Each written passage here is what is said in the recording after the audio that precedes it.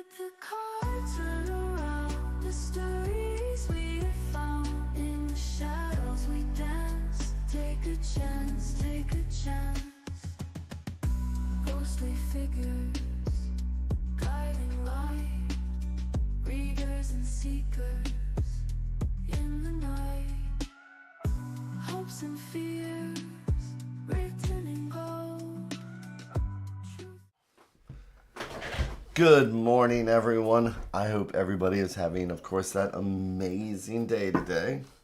So, yesterday we were talking about why I was using the Marseille and the Rider-Waite-Smith. And of course, there are no coincidences and everything's an omen. So this morning I decided to pull out another tarot deck. Hi, Maureen. So, hello, Corinna. How are you? So, I am going to be using a different deck today. So, what are we doing anyway? Again, welcome to the MyTarot Morning Reflection Daily Inventory. Chance to take a breath. This is where we check in with the universe before we start the day, or if it's at the evening, wherever you happen to be, whatever time zone. But it's just a reminder that, oh yeah, everything, exactly what I forget to do every morning. I get up, I run around, and I forget to take a breath. So, listening to the cards like they're the sounds of the ocean, there's the reminder. Good morning, Angelina. So, again, listening to the cards like they're the sounds of the ocean, that reminder to take a breath, feet flat on the floor, butt doing the kitty dance. Check in with where the shoulders are and getting the neck to relax. So, I've been going to the Lune Metaphysical on weekends. Kind of like a request, because there's quite a few more people that can show up on a weekend than on a weekend night. So I am going to be going to the Lune again this weekend. So excited about that. I love getting as many readings in as possible.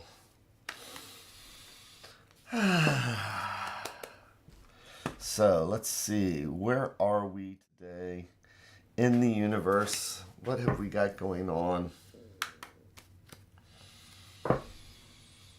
What is your reminder to take a breath? Like I always just remind people, to me, my light switch that says, okay, change mode.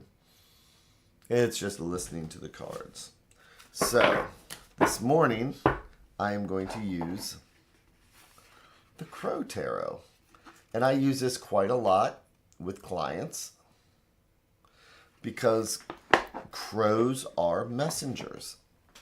And there's a lot of times where I normally do two spreads. And the first spread is just to see, I've created a question spread. As I always say, if you don't know what the question is, then if I give you an answer, you won't know what to do with it. So after the question spread, sometimes we want to avoid cards that have hard, harsh-looking people in them. And so I will sit there and sometimes using the old intuition, and I'll ask, how do you feel about crows? And most times people really love crows. Crows are a thing. And then I explain how crows are a messenger. And this is the deck that I will use when I want to not have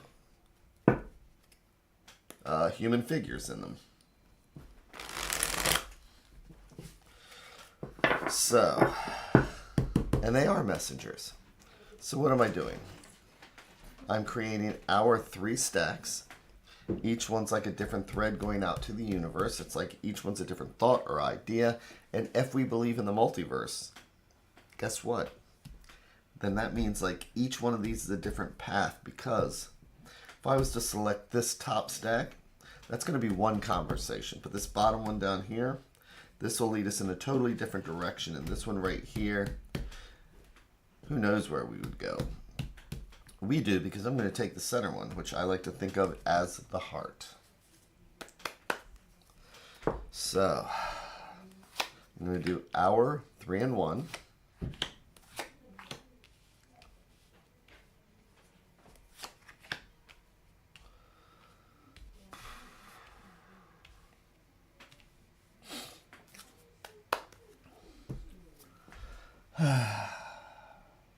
And flipping each card over one at a time, like we're reading the pages of a book. And just because it's more exciting that way. First card is the Ace of Wands. So what are aces? Aces are seeds. Excuse me. Aces are new beginnings because that's number 1. That's where we start at. From 1 to 10, we start with a 1. And the wands are our fire, creativity, passion, and action. So this is a good start for starting something new and exciting. But let's see what the next card is. Because we have the 6 of Cups. So we start out things with passion, excitement, and fun and everything else. And we move along with our numerology and we get to 6. And 6 is generally about things getting better. It's about harmony and improvement. And cups are our emotions, our feelings, our spirituality. But when this is reversed and the cups are kind of like draining a little bit here, we start out something with all this passion and fire, and sometimes things aren't turning out the way we want. So this is one of those things where maybe we have expectations that aren't being met as we move along. And so we have decisions to make. Do we want to keep moving forward and seeing if we can turn this 6 around? But then we have the 4 of Cups. And so 4s are about stability, like 4 legs on a table, 4 legs on a chair. And cups, again, are our spirituality, our emotions and feelings.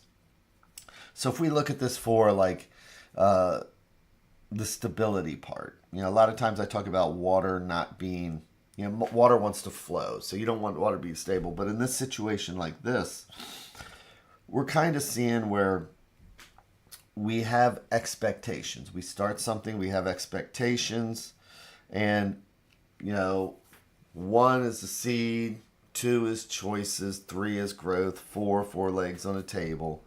5s are always challenges, and we get over that hill, if it's like a hill, 1 through 5 to get to 10. We reach 6 because we're trying to get past that 5, and we get past the 5, and still maybe things are not exactly the way we want. So we back up, and it's like we have to make a decision because it sounds like the expectations that we place on something sometimes just don't match reality. The expectations we place when we start certain things don't meet reality. They're not meeting our expectations. So the question then is the advice card, which is the 10 of Cups, but reversed. So, yep, this is a 50-50 deck. I mean, I just picked that one, just picked that one. They're both upright. And that was Justice and a Wheel. There's two majors right there to think about. So here we have the 10 of Cups. And no matter how you spin the 10 of Cups, it's a positive card. But this fits right along with what we're saying. So when you reach 10, 10 is, where it's a goal. As I say with numerology, it's 1 to 10. If it's a race, the finish line isn't 10, it's 9. 10 is what we do with the winnings. 10 is a 1 and a 0 and time to start over. So this is reversed, which again is one of those things where it's not that things are really bad, it just doesn't meet the expectations. It's not going in a direction that we quite hoped. I mean, who are we to complain, right? We're trying to find the positive in everything. But when we have to force that, then where it's just...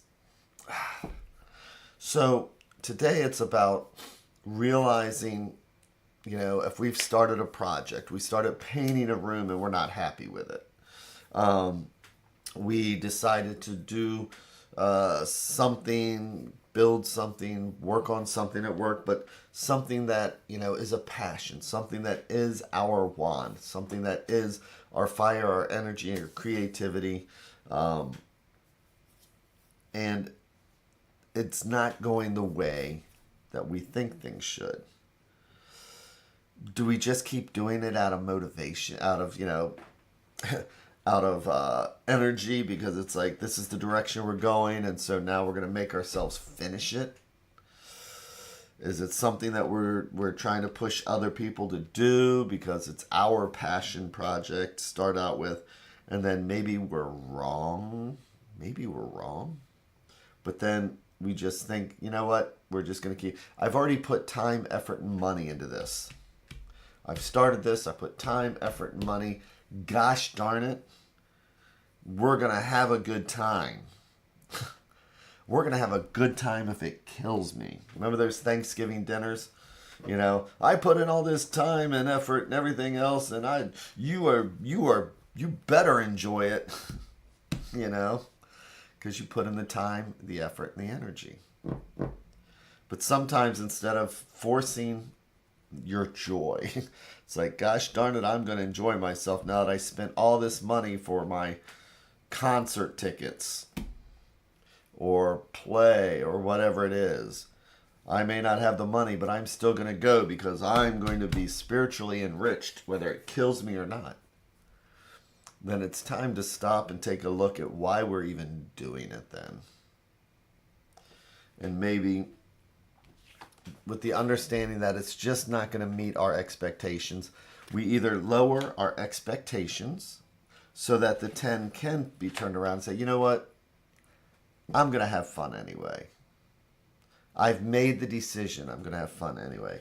Or we have the option of even saying, you know what, I'm going back to the ace and I'm going to start over again. Because it's all in how we handle our disappointment. And that feeling of, it's good enough, but it's not meeting our expectations. Do we change our attitude and finish it?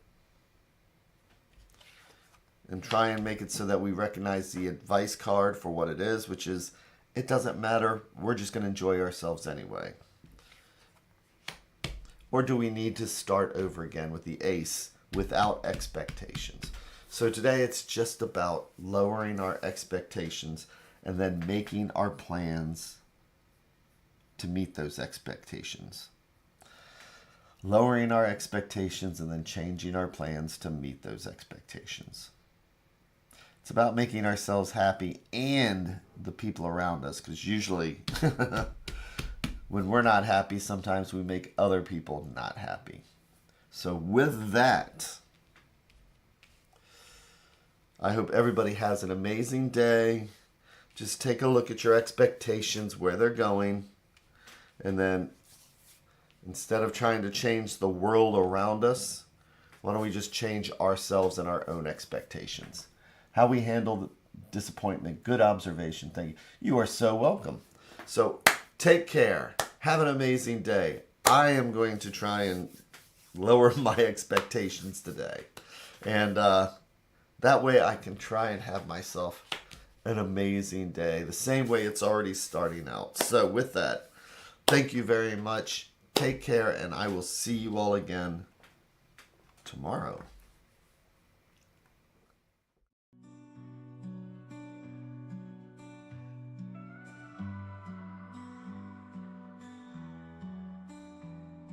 Stars in the sky, cards in my hand, searching for signs, lost in the sand.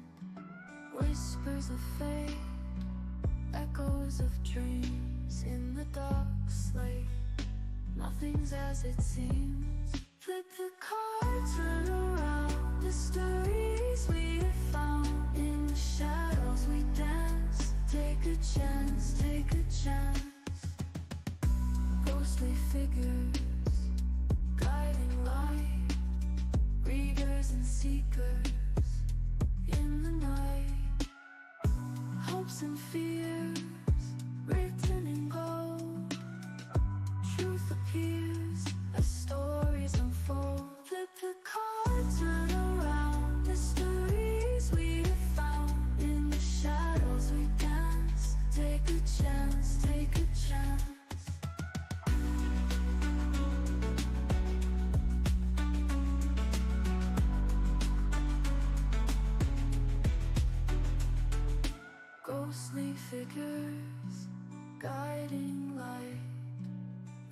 seekers and seekers in the night. Hopes and fears written in gold. Truth appears